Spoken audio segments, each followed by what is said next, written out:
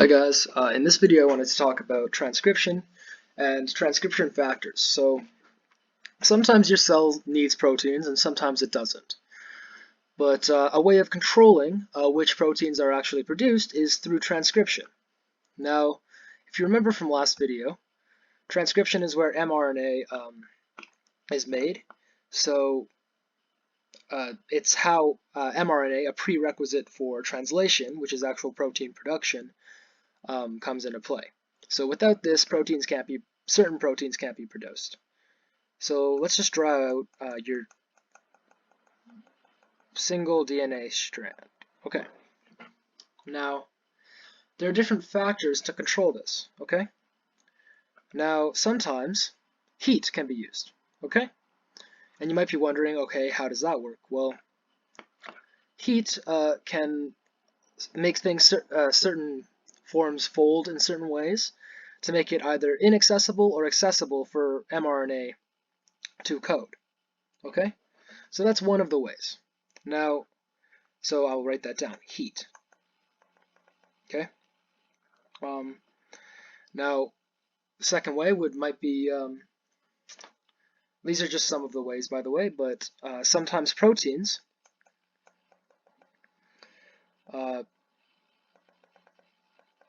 can either disable or enable transcription. So in your DNA, you have certain initiating factors that mRNA will see, and then, or something will see and initiate the transcription process. Now let's say you have a code. Okay, this is your code, and this is your startup code. This is your promoter, okay? So this right here will ensure that transcription starts. It's basically saying, come here, we want this to happen, okay? Now, what a protein might do to control this might be block it off. It might block it off, okay? And if it was blocked off, then this couldn't be transcribed, okay? That would be a protein that disables transcription.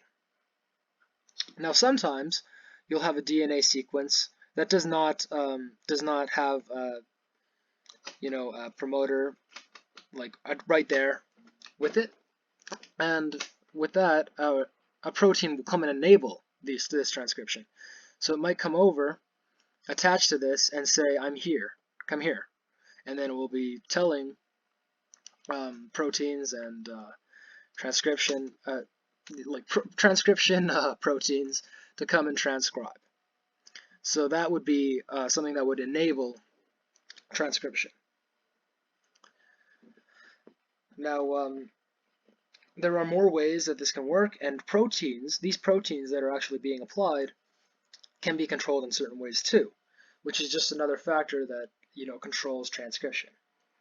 Now, another thing to note about these proteins is that they can actually be used to control other protein levels. So sometimes when proteins are produced, right? So let's say this was actually transcribed and translated, and we got protein A from it, okay? Protein A.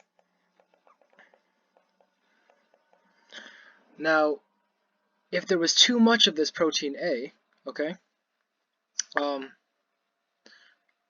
there might be something that would cause another protein to be produced. So maybe protein A activates these certain receptors, right, for something else to occur, and maybe another protein B, would be produced.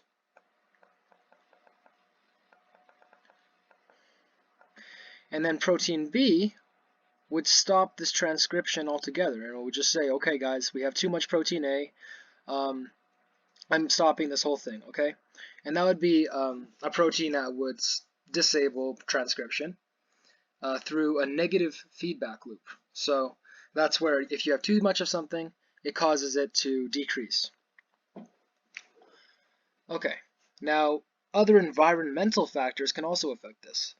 So similar to heat, pH, salt levels,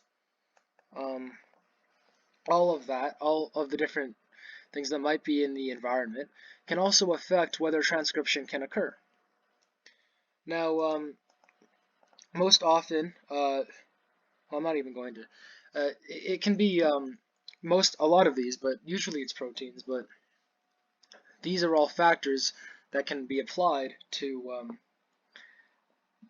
transcription, and they can control transcription and ensure that the right proteins are produced and your cell is healthy, right? All of your cells are healthy. So that pretty much concludes transcription factors, and just so we might come back to transcription later on, but those are transcription factors. Thank you.